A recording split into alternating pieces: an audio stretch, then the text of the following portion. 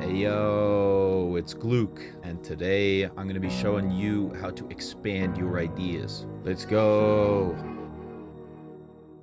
Alright, so here's the project that we've been working on throughout the whole series. This week I worked on it a lot. I was going to film and edit all of it, but all of that footage and editing sounded like it was going to make my computer explode when I tried to edit it earlier this week. So I'm just going to go ahead and explain what I did here and how I got to all of these different ideas that we have here now. So just to refresh our memories, this is what the track sounded like last week. You here with me?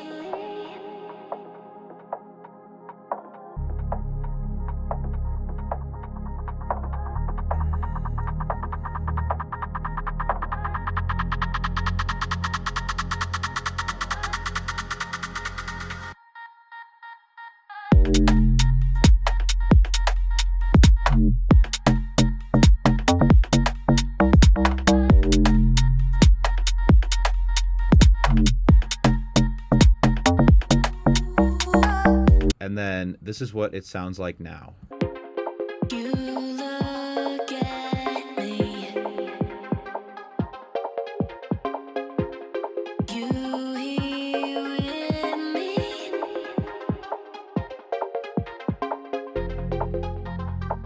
I never felt this before.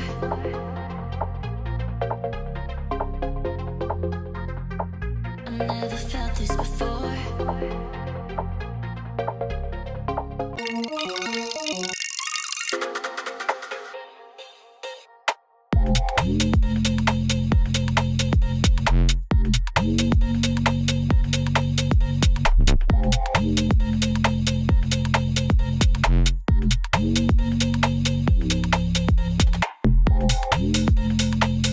Alright, so as you can hear, very different this week. So the first thing you'll notice is that the chords that we had are gone. A technique that I like to do when I'm working on a song and I'm not a huge fan of the chords is I'll write out a pluck in the top. So this is the pluck that I got. And when we look at the notes here, we can see it's F, C, G, and G sharp. The F, the C, and the G sharp makes an F minor, and that's the key that we're in. And then I added this G because the half step from the second to the third just sounded really nice here. And so this will give us a layer that we can wrap anywhere in the song. But how we can get around writing chords particularly is that if we let this play on top and then we add a lower layer here, this bass, we're giving the illusion that there's chords here, but in reality, all we need to do is guess one note at a time because the top end's already taken care of. So here's the pluck on its own again. And then here it is with the low end added in. And so that's something that I like to do in these verses just to help spice it up a bit because it's a bit more interesting than just, you know, chord 1, chord 2, on and on. Also too, it helps because we only need to guess one note at a time. So if I wanted to try this, I don't need to actually figure out the rest of the notes because this top layer sort of covers that and we can just sort of get the feel for it. I never felt this before. Right, so that could be an option that we go with. I just liked the way that this particular progression sounded. Okay, the next thing that's really apparent that I've changed is the arrangement of the vocals. The vocals originally were just this. You look at me. You here with me? This is why I don't recommend deleting stuff, just save it for later. So there was another little like line that she said in the vocal take, and so here's what that sounds like. I know I never felt this before. And I felt like going back and forth between you see me and you here with me, just it was getting repetitive. So adding another element to it adds another thing for the listener to sort of grasp onto when they're listening to this. It can get really repetitive if you're just using the same thing over and over and over again. In context, this is what it sounds like when we go between the two. You look at me. You here with me?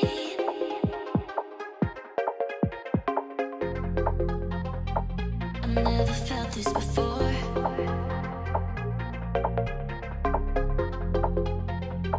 I never felt this before. And so we kind of run into that same issue when it keeps saying never felt this before in the build, but the point of this video is to show you a deeper look into development of ideas process. So that is what I changed here on the vocals. Nothing else changed. I didn't change any of the processing. Everything else is pretty much the same on the vocals. The main difference though is the chords and that bass. They add a completely different flavor to the entire song and just make it a bit darker, and I really like that. So then going on, here is our new drop now.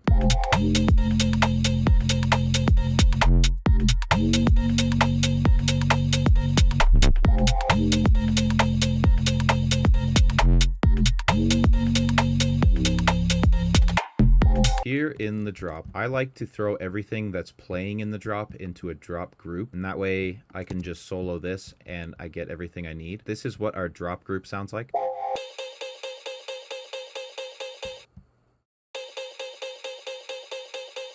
So as you can hear, it's really, really simple. When I was going through rewriting the chords for the main part, these are the chords that I sort of ended up with.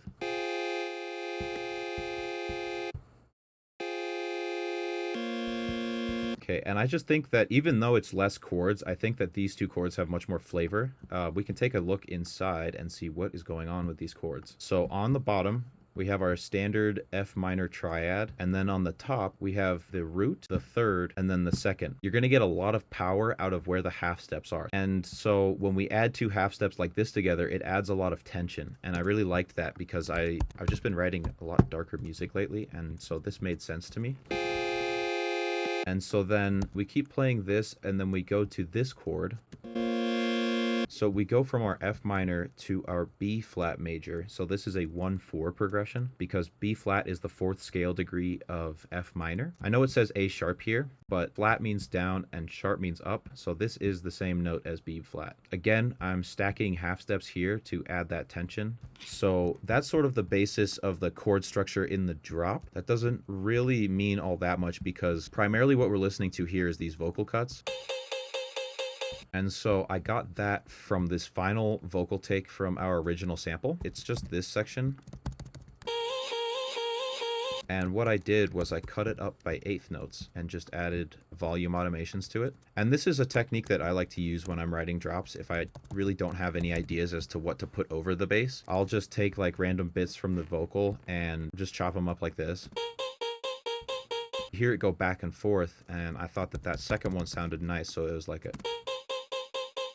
So once I had those cuts sorted out, what I did was I put a delay on it and I put an auto pan, so that's why you see the volume levels changing like this. So yeah, we've just got a nice 1/8 note rhythm here out of those vocal cuts, and then I did a bunch of processing to them to sort of get them to sound that way. There's no real trick to it, unfortunately, when it comes to the processing that I can just give you as like a fix-all. You kind of have to just keep taking your time and really dialing it in. My most used tools for this is definitely the EQ8, and using a lot of echo and reverb and then freezing and flattening that so you can have just like these little like flashes of space without the decay of it. And it's just much easier to control that way.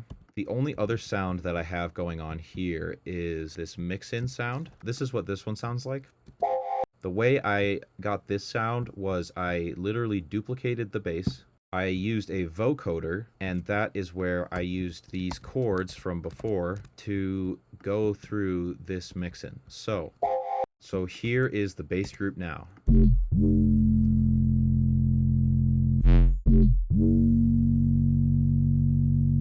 And it pretty much just goes back and forth between these sounds. So I'll go ahead and run you through each of the sounds that I did. The first one, this one.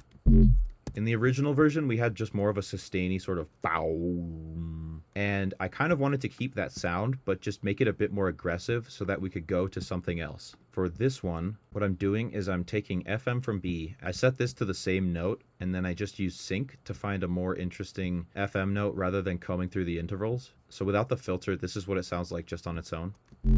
And then adding the filter. And so when we're doing FM like this, we're really beefing up this signal, and it gives more for the filter to cut out. I turned on compressor and set it to multiband. A full explanation of compression is going to be deeper than the scope of this video, but essentially what it does is it just evens out all of the volume levels of the frequencies. Okay, so then the next sound is this sound. This sound uses AM. And so this is different from FM because instead of modulating the frequency and having it go wee wee wee, we're modulating the amplitude and we're pretty much turning it on and off based on what another parameter is telling us to do. So we're taking the frequency of this note and applying it to this level here much faster than we could do with any LFO down here. And it gives you this sort of like telephone sound. So yeah, this is literally just like a telephone sound. This is how they used to transmit signals back in the day. So then next what I did was I added a filter to give it just a bit of character at the beginning, but that's pretty much how I got this one. And then a little bit of OTT, a little bit of, oh yeah, distortion's not even on. And then in Ableton, I added what's called erosion. And so this is a noise generator that you can throw on stuff for adding just a bit of fuzz. Then on the fills, obviously, we've got, you know, a bit of distortion, bit of OTT, same as all of the others. Largely when I'm developing ideas, it's really not about the processing. It's more about just getting the sound the way I want. When it's time to finish the project, I'll go back in and worry about, you know, the levels of the sub or if there's like a good stereo spread or whatever.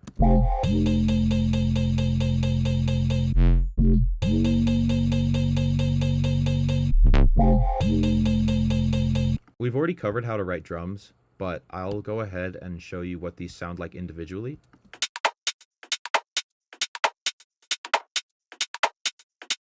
And so that is pretty much everything that I did to the song to arrive at this spot.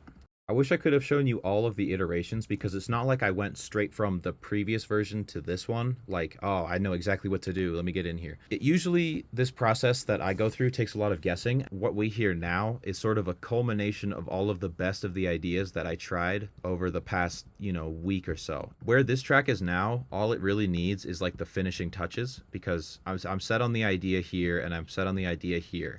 But this is what a lot of my projects on my computer sound like for a very long time because I'll get to this point where the idea is done and then I'll start working on another song and then another song and another song and keep leaving these projects here. So that way, when it's time to finish up more songs, I'll go back and I've already got this ready to go and I can come back with fresh ears and really add those final pieces of ear candy that bring the whole song together. I hope that this video has been helpful in showing some techniques so that when you get stuck on a song or stuck in a section, you have at least some tools to help get past that writer's block. As always, be sure to like and subscribe, bro. Make sure you ring the bell so you know when I post new videos, and we will see you in the next one.